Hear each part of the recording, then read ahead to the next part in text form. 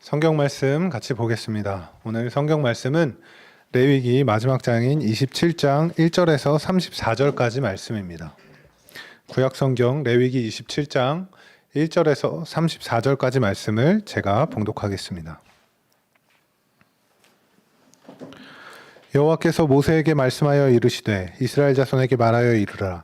만일 어떤 사람이 사람의 값을 여호와께 드리기로 분명히 서원하였으면 너는 그 값을 정할지니 내가 정한 값은 20살로부터 60살까지는 남자면 성소의 세겔로 은 50세겔로 하고 여자면 그 값을 30세겔로 하며 5살로부터 20살까지는 남자는 그 값을 20세겔로 하고 여자면 10세겔로 하며 1개월로부터 5살까지는 남자면 그 값을 은 5세겔로 하고 여자면 그 값을 은 3세겔로 하며 60살 이상은 남자면 그 값을 15세겔로 하고 여자는 10세겔로 하라.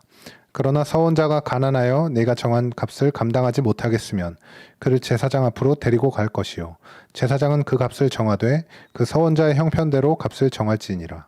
사람이 서원하는 예물로 여호와께 드리는 것이 가축이면 여호와께 드릴 때는 다 거룩하니 그것을 변경하여 우열간 바꾸지 못할 것이요 혹 가축으로 가축을 바꾸면 둘 다 거룩할 것이며 부정하여 여호와께 예물로 드리지 못할 가축이면 그 가축을 제사장 앞으로 끌어갈 것이요 제사장은 우열간의 값을 정할지니 그 값이 제사장의 정한 대로 될 것이며 만일 그가 그것을 물으려면 네가 정한 값에 그 5분의 1을 더할지니라.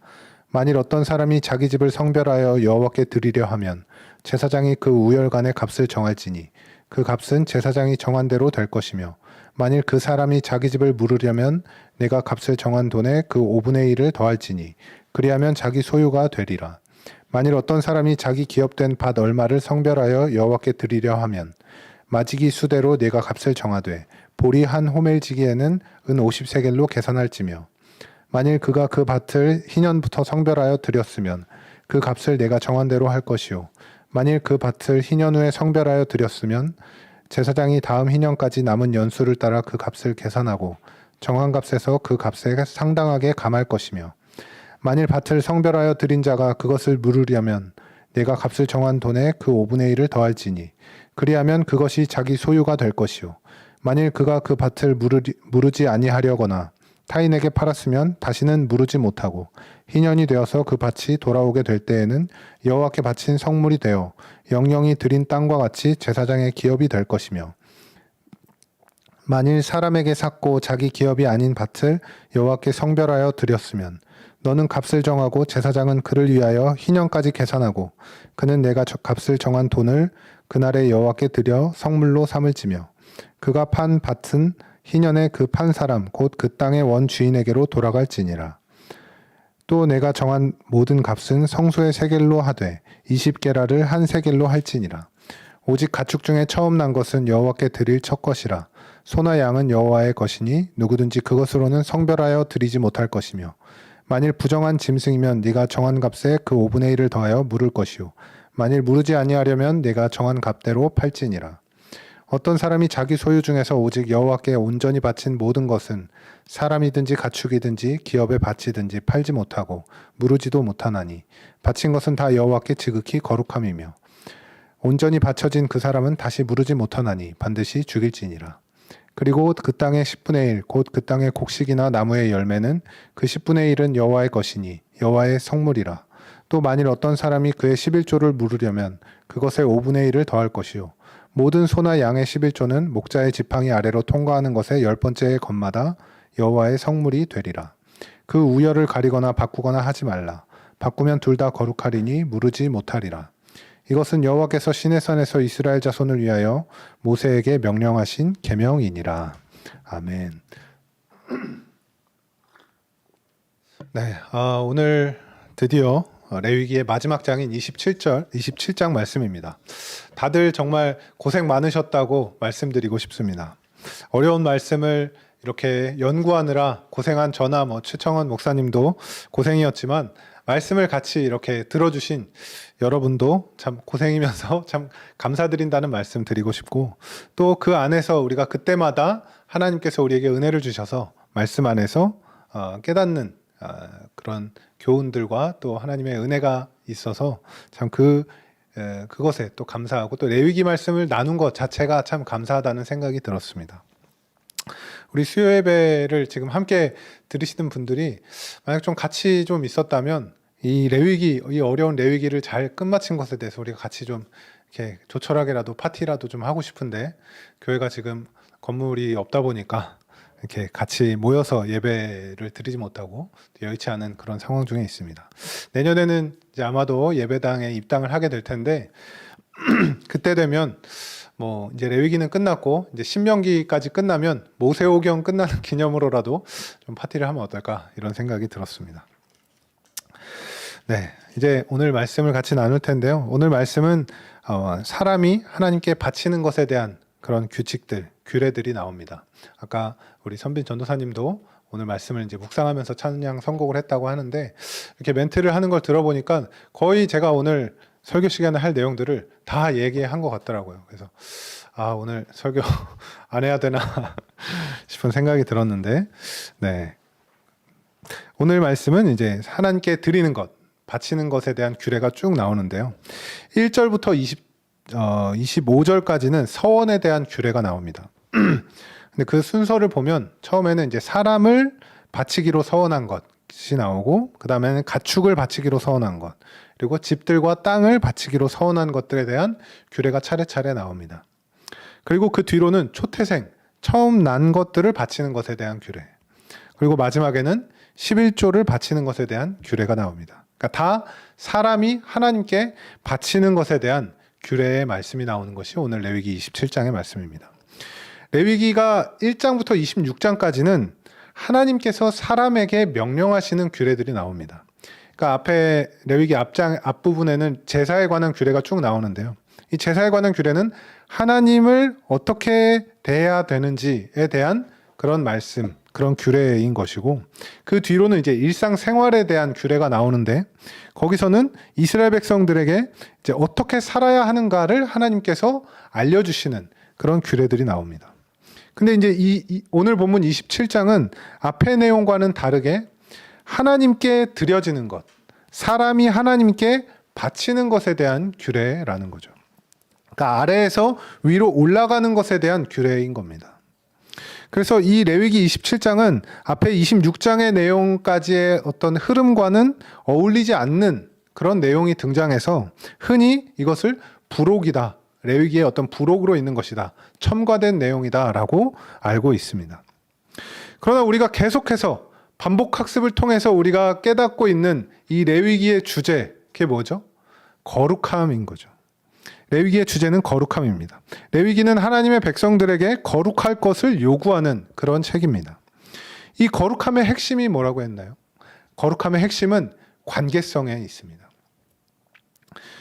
이 거룩함의 핵심, 관계성, 누구와 누구의 관계죠?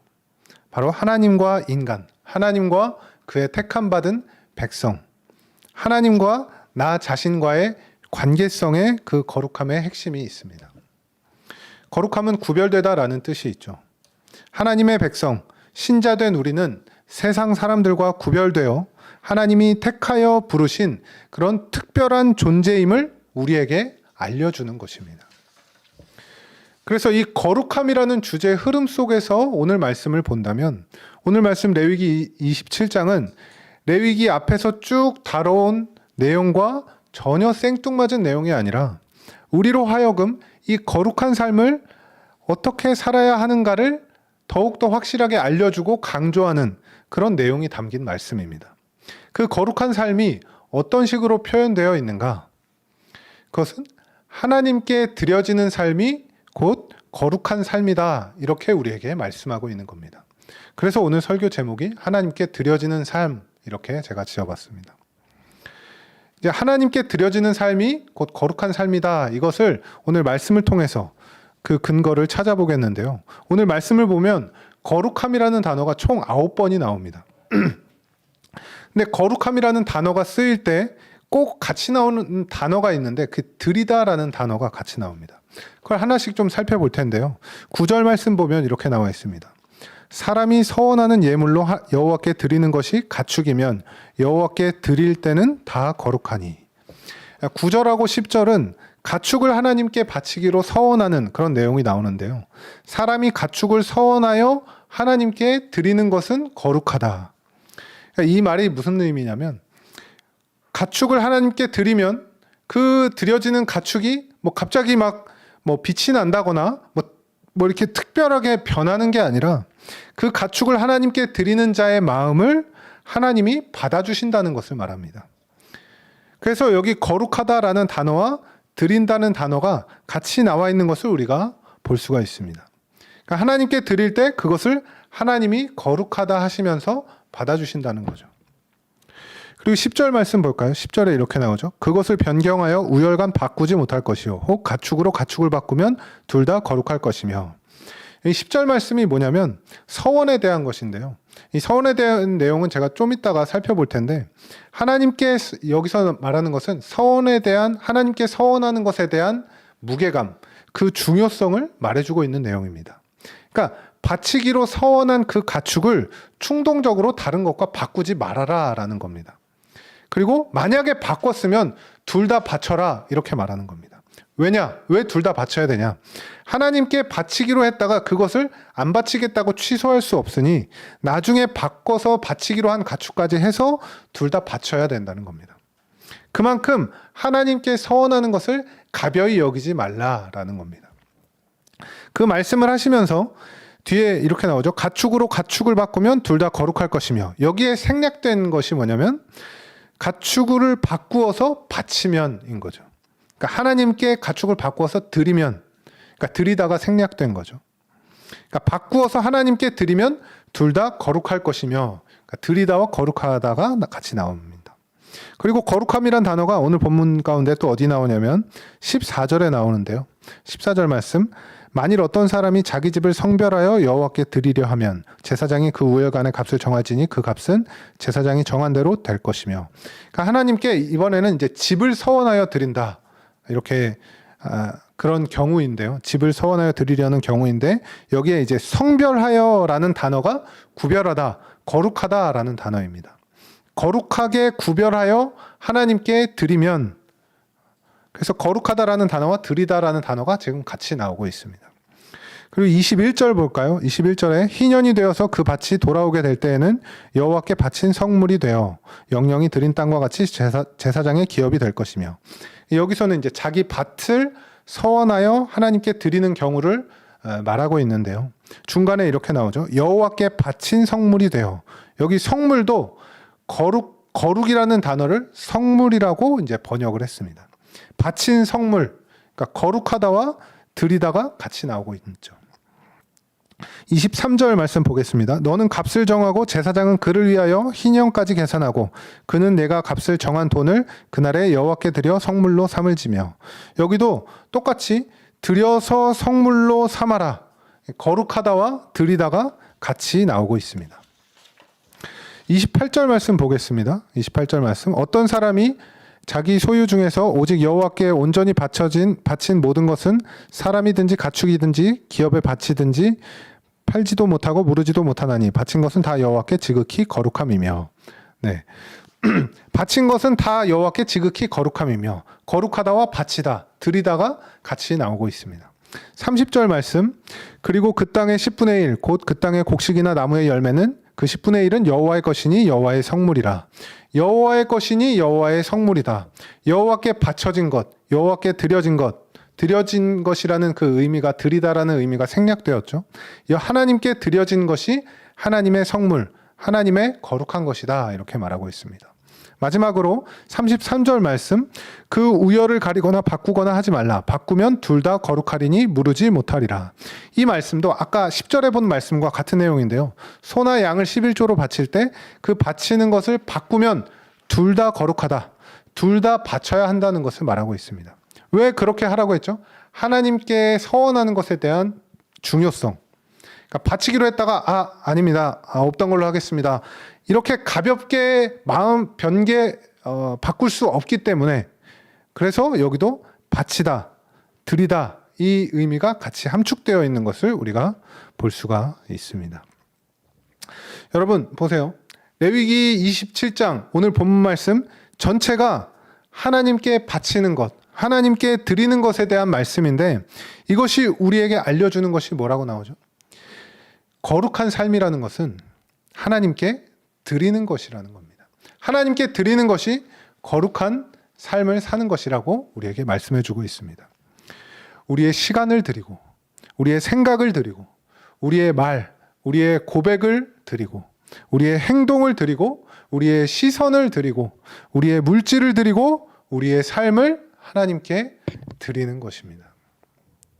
그래서 이 거룩에 있어서 관계성이 중요한 이유가 뭐냐면 이 거룩함은 철저하게 사랑의 관계가 아니면 나타날 수 없는 것이기 때문에 그렇습니다. 여러분, 우리가 거룩한 삶이라는 것이 하나님께 드리는 삶이라는 것을 오늘 말씀을 통해 배웠잖아요.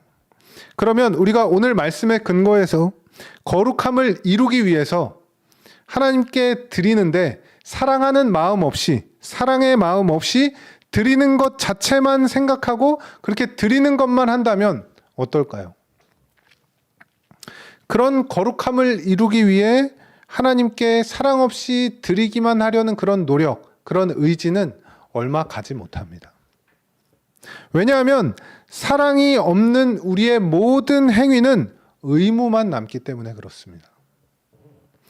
물론 의무는 중요합니다. 우리 삶에 있어서 의무라는 것이 대단히 중요한 것입니다.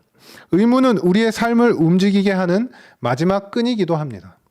그런데 우리가 가진 의무와 책임 안에 사랑의 마음이 담겨 있을 때 우리의 삶은 아름답게 꽃을 피우고 서로의 관계는 더욱 빛이 나게 되는 것입니다. 그렇기 때문에 이 거룩함이라는 것에는 사랑의 요소가 분명히 포함되어 있어야만 하는 것입니다.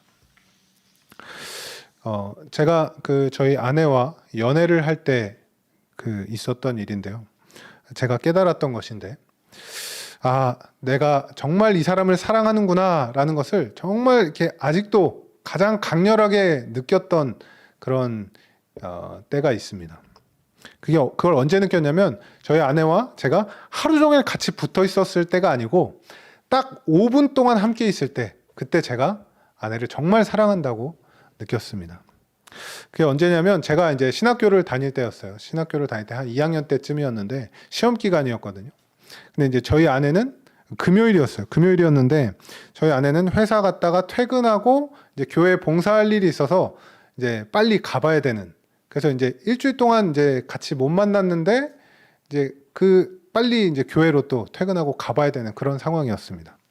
그래서 이제 도저히 이제 만날 시간이 안 났던 거죠. 그래서 이제 어떻게 할까 하다가 제가 그 아내가 분당에 이제 미금역이라고 있거든요. 그 미금역에서 버스를 타고 이제 교회로 가야 되는데 제가 이제 제안을 했죠. 그러면 그 미금역에서 버스 타는 시간만이라도 잠깐 5분 동안이라도 좀 보자. 그렇게 얘기를 했어요. 그래서 저는 이제 저희 신학교가 이제 수원에 있으니까 수원에서 버스를 타고 그 미금역까지 온 거죠. 그때는 지금처럼 이제 지하철이 뚫려 있지 않아서 뭐 거의 한 1시간 넘게 걸렸던 것 같아요.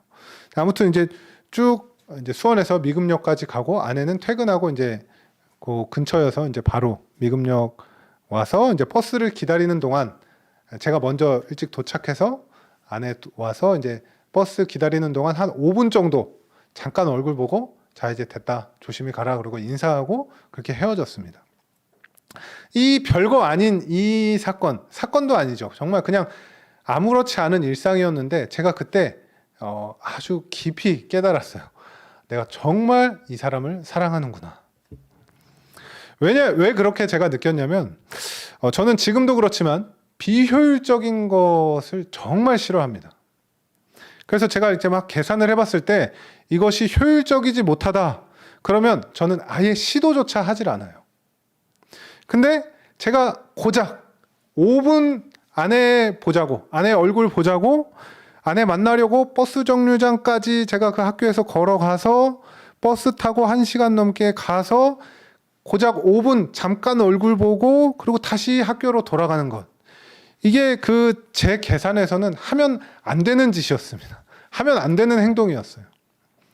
그러나 그때 제가 그렇게 비효율적으로 아내를 보고 온 것이 어떻게 느껴졌냐면 전혀 정말 이만큼도 아깝게 느껴지지가 않았습니다. 되게 이렇게 마음이 이렇게 좋고 그렇게 충만해지는 그런 느낌이 들었어요. 하루 종일 같이 있었던 것도 아니고 고작 5분 있었는데 뭐 아내는 어땠는지 모르겠으나 저는 그때 정말 제 안에 그 사랑의 마음이 가득했습니다. 여러분, 여러분도 다 한 번씩은 경험해 보셨을 거라 생각되지만 사랑을 하면요 아깝지가 않습니다. 상대방을 위해 시간을 쓰고 물질을 쓰고 마음을 쓰고 힘을 쓰는 것이 아깝게 느껴지지 않는 것이 바로 사랑입니다. 비효율적인 게 비효율적이라고 느껴지지가 않습니다. 상대방을 위한 투자가 전혀 손해라고 여겨지지 않습니다. 그 사람을 위한 어떤 노력들이 전혀 힘들게 생각되지가 않습니다. 그것이 사랑인 거죠. 우리가 원수를 사랑하기 힘든 이유가 뭘까요? 원수를 생각하는 우리의 마음, 원수에 대한 우리의 태도 때문에 그렇습니다. 원수에게는 우리가 단 1푼도 투자하고 싶지 않고 시간을 단 1초도 쓰는 것도 아깝고 어떤 것도 조금도 도와주고 싶지 않고 원수를 위한 그 어떤 것도 하고 싶어지지가 않습니다. 원수를 생각하면 화가 나고 원수와 서 있는 것조차 같이 있는 것조차 싫고 서 있는 것도 꼴 보기 싫고 누워 있는 것도 꼴 보기 싫고 원수가 밥 먹는 것도 싫고 심지어 같은 공간 안에서 숨 쉬는 것조차 싫어지는 게 이 원수입니다. 만약 제가 이런 원수에 대한 말씀을 했을 때 여러분이 직장 동료가 생각났다. 그것도 참 괴로운 일이죠. 꼴 보기 싫어도 계속 봐야 하는 사람이니까. 근데 제 말씀을 들으면서 남편이 생각난다거나 자식이 생각난다거나 아니면 부모님이 생각난다거나 그렇게 자신의 가족들이 생각난다. 그것만큼 참 힘든 삶이 없는 것 같습니다. 직장은 그만두면 이제 관계가 떠나버리면 되는데 가족은 그만둘 수가 없으니 어떻게든 그 관계를 회복해야 되겠죠. 그래서 오늘 말씀은 그 회복을 위해 우리에게 주어졌다. 이렇게 여러분 생각하시면 됩니다. 여러분 한번 보세요. 오늘 말씀의 그 앞부분에 보면 쭉 서원에 대한 얘기가 쭉 나온다 그랬죠. 2절 말씀 보면 이렇게 나옵니다. 이스라엘 자손에게 말하여 이르라. 만일 어떤 사람이 사람의 값을 여호와께 드리기로 분명히 서원하였으면 너는 그 값을 정할지니. 사람의 값을 하나님께 드리고자 서원했다고 나옵니다. 그래서 3절부터 7절까지 쭉 보면 사람의 나이에 따라 서원한 그 사람의 값이 다르게 나오는데 여기서 제일 값어치가 높게 책정된 것이 3절에 나오는데요. 3절 보면 이렇게 돼 있죠. 네가 정한 값은 20살로부터 60살까지는 남자면 성소의 세겔로 은 50세겔로 하고, 그러니까 남자 20세부터 60세까지인데 이것을 몇 세겔로 하냐면 은 50세겔이라고 합니다. 은 50세겔로 값이 책정된 겁니다. 은 1세겔에 해당되는 그 값어치가 어느 정도냐면 4일치의 임금이라고 합니다. 그러니까 은 50세겔이면 50 곱하기 4니까 200이죠. 200일치, 약 6개월, 7개월치의 월급을 하나님께 바치라는 겁니다. 또 뒤에 보면 이제 가축을 서원한다는 내용이 나오는데 가축을 서원한다는 거는 자기의 집에 있는 귀중한 재산을 바치는 겁니다. 그리고 그 뒤에는 더 큰 걸 바치죠. 집이나 땅을 하나님께 바치기로 서원하는 내용이 나옵니다. 그리고 마지막에는 11조를 바치는 내용이 나오죠. 여러분 이렇게 하나님께 바치는 것 쉬울까요? 결코 쉽지 않습니다. 무엇이든 하나님께 드리는 것, 하나님께 바치는 것은 우리가 어떤 도네이션을 하는 것도 마찬가지지만 가진 게 많다고 해서 시간이 많다고 해서 돈이 많다고 해서 하나님께 바치는 것이 쉬운 것이 아닙니다. 마음의 감동이 없으면 하나님께 대한 사랑의 마음이 없으면 결코 이것은 쉽게 할 수 없는 일인 것입니다. 그러니까 서원한다는 것은 기본적으로 하나님께 대한 자발적인 헌신입니다. 자발성, 기쁜 마음으로 즐거운 마음으로 기꺼이 드리기로 맹세하는 것이 서원이라는 거죠. 물론 이 서원은 신중하게 해야 합니다. 아까도 잠깐 언급했지만 하나님께 서원한다는 것은 그만큼 하나님과의 그 관계를 소중하게 여기는 것이기 때문에 충동적으로 하나님 제가 하나님께 이렇게 바치겠습니다 했다가 그냥 마음이 바뀌어서 없던 걸로 하겠습니다. 이렇게 쉽게 바꾸면 안 되는 것입니다. 하나님과의 관계를 소중하게 생각하는 것, 하나님을 사랑하는 그런 마음의 고백, 그것이 하나님께 기꺼이 드려지는 것, 그게 바로 서원인 것이죠. 그래서 우리가 이 서원의 의미를 잘 생각해서 오늘 쭉 말씀 들은 것을 정리해 본다면, 거룩한 삶이란, 아까 뭐라 그랬죠? 거룩한 삶이란 하나님께 드리는 삶이라고 했습니다. 거룩한 삶이란 하나님께 드리는 삶이다. 하나님께 우리가 가진 시간을 드리고 물질을 드리고 마음을 드리고 우리의 삶을 드리는 것, 그것이 거룩한 삶이다라고 했습니다. 그런데 이 거룩한 삶에 있어서 중요한 요소가 뭐냐면 자발성입니다. 자발성. 자발성은 우리의 의무나 책임을 넘어선 사랑의 마음이 담긴 행위입니다. 의무감 때문에 어쩔 수 없이 하는 것이 아니요, 상대방을 향한 사랑의 마음으로 즐거이 하는 행위이며 그 행위를 아까워하지 않는 것입니다. 오늘 말씀을 통해서 우리가 하나님과의 관계를 점검해 보았으면 좋겠습니다. 나는 정말 하나님께 나의 삶을 기꺼이 드리기로, 내가 가진 것을 기꺼이 드릴 만큼 하나님을 사랑하고 있는가, 하나님과의 관계가 가까이 있는가, 이것을 생각해 보았으면 좋겠습니다.